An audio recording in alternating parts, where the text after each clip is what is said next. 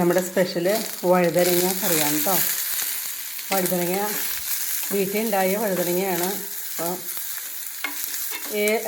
ഉണ്ട വഴുതനങ്ങ ഉണ്ടല്ലോ, വൈലറ്റ് കളറ്, അത് വെച്ചുണ്ടാക്കാം. നമുക്ക് ഈ വഴുതനങ്ങ വെച്ചുണ്ടാക്കാം കേട്ടോ.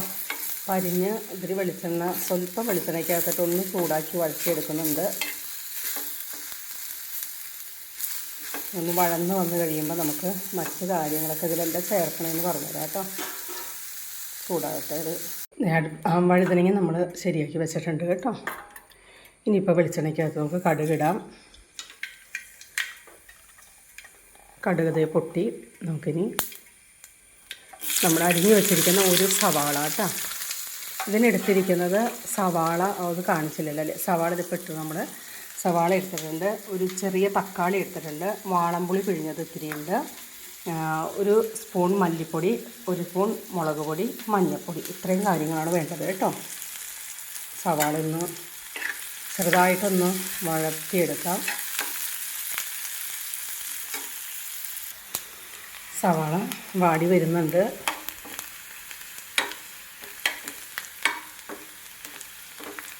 നമുക്ക് ഈ സവാള വാടി വരുന്നതിൻ്റെ ഒപ്പം തന്നെ ഈ പൊടികൾ നമുക്ക് ചേർക്കാം കേട്ടോ. തക്കാളി ഏത് കറി വയ്ക്കുമ്പോഴും നമ്മൾ ഈ പൊടിയൊക്കെ പച്ചമണമൊക്കെ മാറിക്കഴിഞ്ഞിട്ട് ഇടുന്നതായിരിക്കും ഏറ്റവും നല്ലത്. ഞാൻ അങ്ങനെ ചെയ്യാറ് കേട്ടോ. കേട്ടോ, ഇനി തക്കാളി ഇടാം. തക്കാളി ഇതേ നന്നായി വളർന്നിട്ട് വരുന്നുണ്ട്.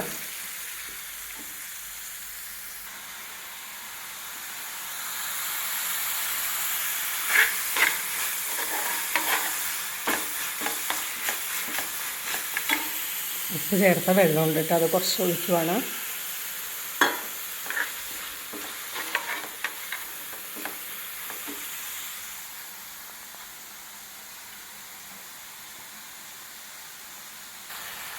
നന്നായി എല്ലാം നന്നായി ഇതായിട്ടുണ്ട് കേട്ടോ, വളർന്നിട്ടുണ്ട്. ഇനി നമുക്ക് നേരത്തെ വഴറ്റി വെച്ചിരിക്കുന്ന വഴുതനങ്ങ ഇടാം.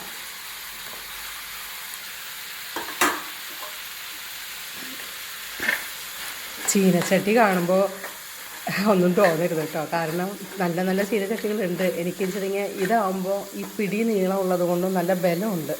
ഇത് വർഷങ്ങളായത് ഞാൻ ഉപയോഗിക്കുന്നത്. നല്ല ബലമുള്ളതാണ് കേട്ടോ. പിന്നെ നമുക്ക് ചൂടടിക്കത്തില്ല. എന്തെങ്കിലും ആവശ്യമുണ്ടെങ്കിൽ നമുക്ക് ഇതുമ്പോൾ പിടിക്കാനൊക്കെ ഇത്രയും ഇതുണ്ടല്ലോ. അപ്പോൾ ഞാൻ ഈ ചീനച്ചട്ടി ഉപയോഗിക്കുന്നത്.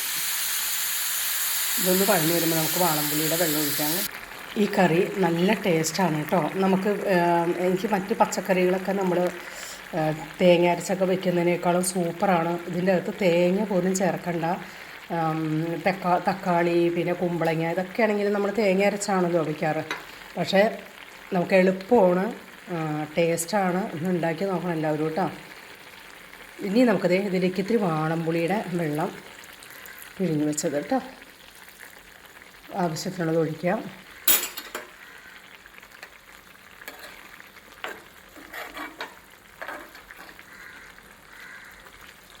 തിളക്കട്ടെ. നമ്മൾ തിളച്ചിട്ടുണ്ട്.